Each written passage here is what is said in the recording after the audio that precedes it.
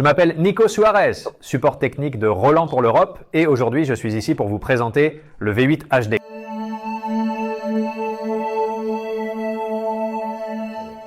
Le V8 HD est un mélangeur vidéo avec 8 entrées HDMI qui alimentent 8 canaux de mixage.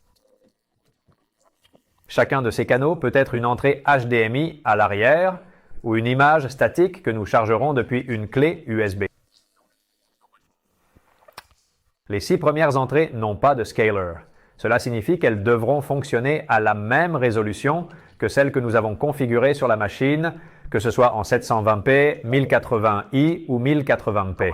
Donc si je règle la machine sur 1080p, elle s'attend à ce que les entrées 1 à 6 soient en 1080p. Cependant, même s'il ne dispose pas d'un scaler complet, cette fois, nous avons rendu les entrées capables de prendre en charge des signaux en 1080 et si la machine est réglée sur 1080p, c'est-à-dire qu'elle peut basculer entre entrelacé et progressif. Ce n'est pas un scaler complet, mais il peut nous aider. Par exemple, si l'entrée numéro 3 clignote, cela signifie que l'entrée numéro 3 est en 1080i, tandis que les autres sont en 1080p. Si elles sont en blanc, cela signifie que le signal est correct et qu'il a la résolution nécessaire pour le travail que nous faisons aujourd'hui. Donc, actuellement, j'ai 4 entrées provenant de 4 sources HDMI, 3 en 1080p et la troisième en 1080i, et les entrées 5, 6 et 7 sont des images statiques que j'ai chargées depuis une clé USB. J'ai mon ordinateur sur le canal 8, car les entrées 7 et 8 ont toujours un scaler.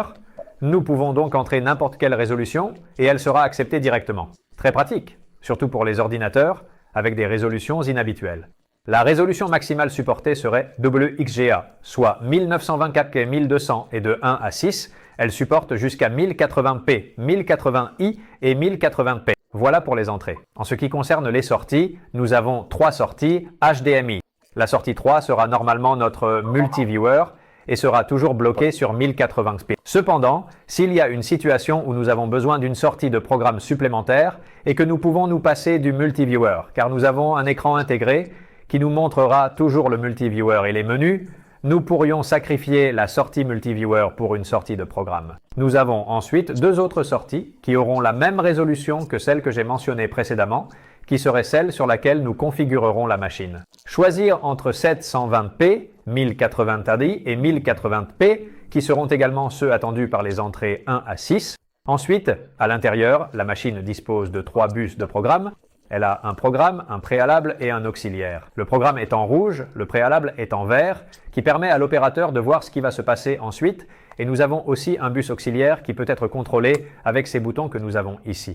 En ce moment, je contrôlerai la sortie du bus auxiliaire. Tout cela peut être patché, c'est-à-dire que les 3 sorties peuvent chacune être un préampli, un programme ou un auxiliaire. Voilà, en ce qui concerne les sorties, c'est ce que nous avons. Ensuite, pour la composition, la machine a 2 pimps et ils sont gérés dans cette section ici. Parlons maintenant du pimp numéro 1. Je vais le mettre dans l'aperçu et vous pouvez voir ici comment je peux voir l'aperçu de l'image dans l'image que je crée. Le canal que j'ai attribué à l'image dans l'image change simplement avec ce bouton et je sélectionne pimp 1 au lieu d'auxiliaire. Maintenant, je peux changer quelle source est dans le pimp. Pour changer la taille et la position de ce pimp, c'est très simple. Avec ces 2 boutons, je peux le faire horizontalement, verticalement, attendant que l'arrière-plan change pour mieux le voir. Ici, je pourrais changer la position horizontale et verticale. Ce bouton est à la fois un potentiomètre et un bouton poussoir. Si je le maintiens enfoncé, je changerai la taille du pimp et avec le second potentiomètre, si je le maintiens enfoncé, je ferai un zoom à l'intérieur du pimp. Donc, comme vous pouvez le constater, nous avons 2 pimps. Voici le premier et voici le deuxième.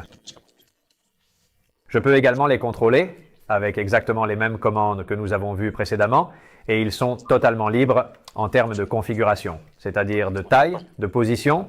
Même si nous voulions faire des choses étranges, nous pourrions le faire. De plus, au-dessus de cet arrière-plan de ces 2 PNP, nous pouvons également avoir un DSK qui proviendrait du canal que j'ai sélectionné dans le menu. Je pourrais entrer dans le menu DSK et sélectionner l'une des sources qui pourrait être soit HDMI, soit une image fixe à remplacer. Actuellement, ce serait le canal sept, qui est une image avec un fond vert qui contient les noms des joueurs que nous avons ici aujourd'hui, par exemple. Et ce que fait le DSK serait de changer le fond vert pour une image de fond. Ainsi, en total, nous aurions la couche inférieure, 2 PNP plus un DSK devant, tout cela à composer. Dans les environnements d'entreprise, il serait très pratique de placer les images de caméra dans un PNP et les modifications informatiques, PowerPoint et Keynote dans l'autre PNP. Et voilà, c'est en gros tout ce qui nécessite des entrées et des sorties et quels sont les éléments de composition. Je vais maintenant vous parler du contrôle qui peut être effectué depuis un iPad. Il existe une application pour iPad qui est très pratique, notamment parce que ce mixeur qui est aussi le mixeur vidéo nous aidera à mixer toutes les sources audio. Il faudra 2 canaux de chaque HDMI et si nous le voulons, nous pouvons également l'entrer via 2 RCA qu'ils ont à l'arrière. Si nous voulons insérer l'audio provenant d'une table très grande, une table numérique que nous avons lors de l'événement, nous pouvons le faire et cela, par exemple, est beaucoup plus pratique à contrôler dans l'application iPad. L'iPad sera contrôlé avec le V8 câblé, il ne sera pas sans fil, ce sera Wi-Fi, il sera câblé, mais c'est très pratique, surtout quand on veut faire des contrôles pour la partie audio. Car si on veut travailler avec mémoire ou si nous voulons faire notre propre contrôle de la machine elle-même. Aussi pour les personnes qui utilisent elles-mêmes leurs propres commandes, si vous avez cette machine connectée avec toutes vos caméras dans un coin, au lieu de devoir l'avoir sur la table, vous pouvez avoir un iPad et c'est beaucoup plus simple et prend moins de place dans votre l'enregistrement. Bon, et enfin, je vais vous expliquer une nouvelle technologie que nous avons développée avec certains fabricants de caméras et d'enregistreurs, notamment avec les gens d'Atomos, qui nous permet de faire ce qui suit. Si vous avez vos caméras connectées et vos enregistreurs connectés au V8 HD, le V8 HD est capable de mettre à distance toutes les caméras à enregistrer ou tous les enregistreurs que vous avez connectés aux sorties pour enregistrer. Cela se fait très facilement ici. Il y a 2 boutons utilisateurs qui peuvent être utilisés pour de nombreuses fonctions que vous choisissez. L'une des fonctions qui peuvent être choisies s'appelle Rec Start Stop, c'est-à-dire qu'elle déclenche l'enregistrement sur un appareil que vous avez connecté et c'est très simple, simplement via le même HDMI que je remplis dans l'enregistreur Atomos Ninja, simplement en appuyant sur le bouton 1 de l'enregistreur.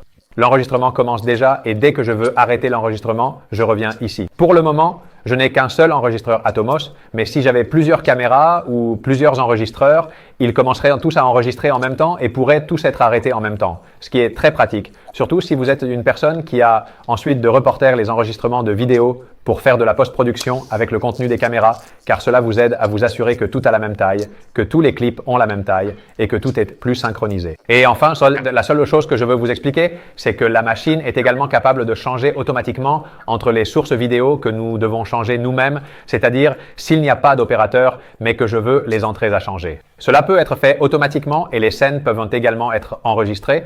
Je peux configurer tout ce dont j'ai besoin et à un moment donné, quand je veux appeler une scène spécifique, j'appuie sur la mémoire numéro 1 qui est celle que j'ai configurée avec ce fond, avec ce PNP et avec ce DSK. Et le changement de scène peut également se faire automatiquement. C'est tout, c'est le V8 HD que nous vous présentons maintenant. Si vous avez des questions, comme toujours, n'hésitez pas à les poser dans les commentaires. D'habitude, je les vois assez souvent. Si vous en avez, faites-le moi, savoir dans les commentaires et voilà. Merci beaucoup d'avoir regardé la vidéo.